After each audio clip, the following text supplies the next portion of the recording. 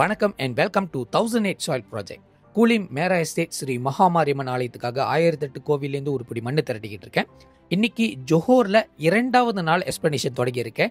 இந்த 2வது நாளில் கோயிலாக 740வது ஆலயம் தேவஸ்ரீ மகா காளியம்மன் ஆலயம் பெருமாஸ் ஜாயாவில் இருக்கின்ற இந்த ஒரு காளியம்மன் ஆலயத்திலேருந்து ஒரு பிடி மண் எடுக்க வந்திருந்தேன். கோயில் நிர்வாகத்துக்காரங்களும் இருந்தாங்க. அவங்கக்கிட்ட அனுமதி கேட்டிருந்தேன். கோவிலோட விசேஷத்தையும் சொல்லியிருந்தேன். இந்த அம்பாளுக்கிட்டேருந்து ஒரு பிடி மண் எடுக்கிறது எனது பெரிய பாக்கியமாக தான் நான் கருதுறேன். இந்த அம்பாள் பின்னாடி ஒரு பெரிய ஸ்தல விரிச்சு மரம் இருந்துச்சு. அங்கேருந்து தான் ஒரு பிடி மண் எடுத்திருந்தேன். இந்த அம்பாளை சுற்றி பல ஆலயங்கள் பல தெய்வங்கள் இருக்காங்க. அவங்கள இன்னமும் அழகாக வச்சு வழிபட்டுக்கிட்டு இருக்காங்க. இந்த கோவிலு இன்னும் கொஞ்ச நாளில் திருப்பணிக்கு போக போகுதுன்னு சொல்லியிருந்தாங்க. பக்த பெருமக்களே, உங்களோட ஆலயம் இன்னும் கொஞ்ச நாளில் ஒரு பெரிய ஆலயமாக மாறுறதுக்கு உங்களோட ஆதரவு கண்டிப்பாக தேவைப்படுது. அடுத்து பெருமாஸ் ஜெயிலேருந்து லொக்கேஷனை தட்டிட்டு வேறு எல்லைக்கு போகிறதுக்கு நான் முயற்சி பண்ணியிருந்தேன். காரணம் என்னென்னா, என்னை கூட்டிகிட்டு வந்த திருமதி வள்ளி அவங்களுக்கு கால் பிறண்டுருச்சு சொன்னல, இல்லை அவங்களுக்கு ஃப்ரெக்சர் ஆகிருக்கு. என் கூட ஃப்ரெக்சர் காலில் இடத்துல 20 ஆலயம் ட்ராவல் பண்ணியிருந்தாங்க. அவங்களுக்கு நான் நன்றியை தெரிவிச்சுக்கிறேன். அதே நேரத்தில் அவங்களால தான் எனக்கு அவ்வளோ ஆலயங்கள் கிடச்சிச்சு. இன்றைக்கி நான் தனியாகவே ட்ராவல் பண்ண வேண்டியது இருந்துச்சு. அதில் 741வது ஆலயமாக அருள்மிகு சிவமுனீஸ்வரர் திருக்கோவில் பிளந்தோங் ஜோஹோரில் இருக்கின்ற இந்த ஒரு ஆலயத்திலேருந்து ஒரு பிடி மண் எடுக்க வந்திருக்கேன். ஆலய நிர்வாகத்துக்கு சொல்லும் போது ஏற்கனவே ஒரு ஆள் அனுமதி கேட்டுட்டாங்க, நீங்கள் தாராளமாக மண் எடுக்கலாம் சொல்லிட்டு. அந்த அன்னைக்கு ஒரு விசேஷமான காலம் சிவபெருமானுக்கு ஏதோ ஒரு பூஜைகள் நடத்திக்கிட்டு இருந்தாங்க. பக்தர்கள் நிறையா இருந்தாங்க. கோவில் அழகாக இருந்துச்சு. கம்பவுண்டு ரொம்ப அருமையாக இருந்துச்சு. மிக பழமையான ஆலயம் சொல்ல முடியும். ஏன்னா இவ்வளோ பெரிய குடி கொண்டு இருக்கிற முனீஸ்வரர் கோயில் ரொம்ப அரிது. இங்கே சிவபெருமானுக்கும் முக்கியத்துவம் கொடுக்குறாங்க, முனீஸ்வரருக்கும் பெரிய முக்கியத்துவம் கொடுக்குறாங்க. ரெண்டுமே ஈக்குவலாக இருக்காங்க. ரெண்டு பேரும் ஒரே உடலில் இருக்கிற ஒரு ஜீவன் அப்படின்னு சொல்லிட்டு இந்த கோவிலோட வளமும் அப்படி இருக்குது. இந்த வேலையில் அவங்களோட ஸ்தல வெளிச்சத்துலேருந்து ஒரு பிடி மண் எடுக்கணும்னு அனுமதி கேட்டிருந்தேன். அவங்களும் தாராளமாக கொடுத்துருந்தாங்க. இந்த வேலை டெம்பிள் மேனேஜ்மெண்ட்டுக்கு நான் நன்றி தெரிவிச்சுக்கிறேன். கோவில் அவ்வளோ அழகாக அமைதியாக சாந்தமாக இருந்துச்சு. சைட்டில் சரியான பிஸி ரோடு, ஆனால் கோவில் அவ்வளோ அமைதியாக இருக்குது. ஏறத்தாழ நம்ம ஜலம்பரு முனீஸ்வரர் கோயிலுக்கு போகல, அதே ஃபீல் தான் இந்த ஆலயத்துக்கும் கிடச்சிச்சு. 742வது ஆலயமாக கொஞ்சம் தொலைவில் சைனீஸ் ஸ்கூல் முன்புறமாக இருக்கின்ற ஸ்ரீ சுப்பிரமணியர் பரிபாலன சபா மாசாய் ஜோஹோரில் இருக்கின்ற இந்த ஒரு முருகர் ஆலயத்திலேருந்து ஒரு பிடி மண் எடுக்க வந்திருந்தேன். இந்த ஆலய தலைவர் நாங்கள் வேல்மாறல் பத்து கேஃபில் செய்யும் போது அப்போவே என்கிட்ட அறிமுகம் ஆகி அவர் சொல்லியிருந்தார், இந்த இடத்துலேருந்து கண்டிப்பாக ஒரு பிடி மண் எடுக்க நீங்கள் கண்டிப்பாக வரணும்னு சொல்லியிருந்தார். அதுக்கேற்ற மாரி அந்த நாளும் அமைஞ்சிச்சு, அந்த காலமும் வந்துச்சு. நான் இந்த எல்லையில் இந்த முருகப்பெருமானை பார்த்து சிவபெருமானை பார்த்து ஆசீர்வாதம் பெற்ற பிறகு தான் இந்த இடத்துலேருந்து ஒரு பிடி மண் எடுக்க வந்திருந்தேன். ரொம்ப அழகான ஆலயம். கொம்பவுண்டையும் ரொம்ப வித்தியாசமாக விசேஷமாக இருக்குது.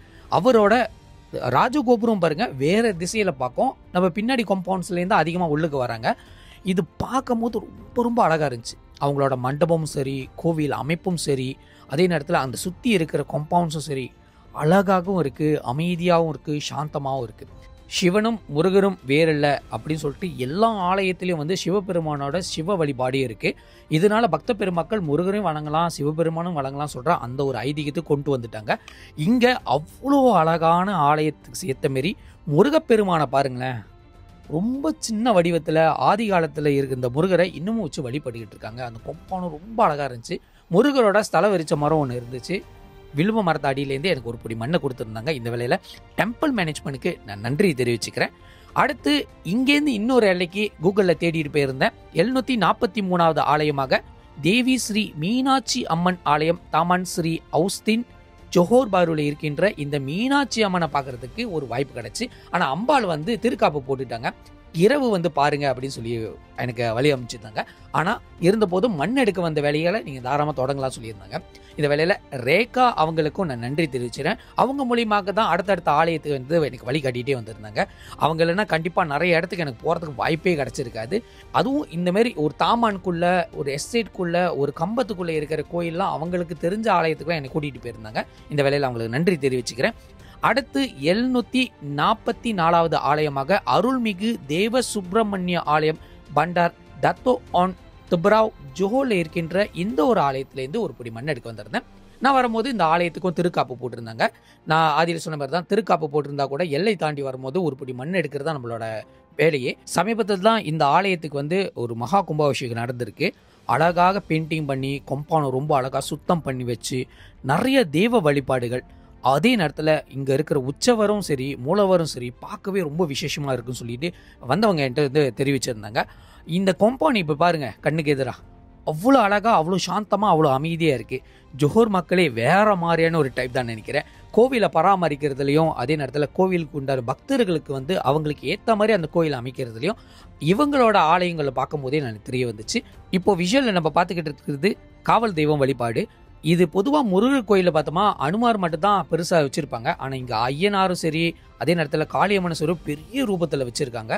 இந்த இடத்துலேருந்து ஒரு புடி மண் எடுக்கிறது எனது பாக்கியமாக தான் நான் கருதுகிறேன். இந்த வேலையில் டெம்பிள் மேனேஜ்மெண்ட்டுக்கு நான் நன்றி தெரிவிச்சுக்கிறேன். அடுத்தடுத்து எல்லைகள் எங்கெங்க நம்ம பார்க்க போகிறோன்னு அடுத்தடுத்து பதிவுகளில் நம்ம சந்திப்போம். அதே நேரத்தில் உங்களுக்கு இந்த ஆலயம் தெரிஞ்சால் கண்டிப்பாக கீழே இருக்கிற கமெண்ட் செக்ஷன் தெரிவிங்க. அதோட மகத்துவத்தை பற்றி சொல்லுங்கள். அதே நேரத்தில் அந்த ஆலயத்தோட பேஜ் இருந்தால் கூட கீழே டேக் பண்ணலாம்.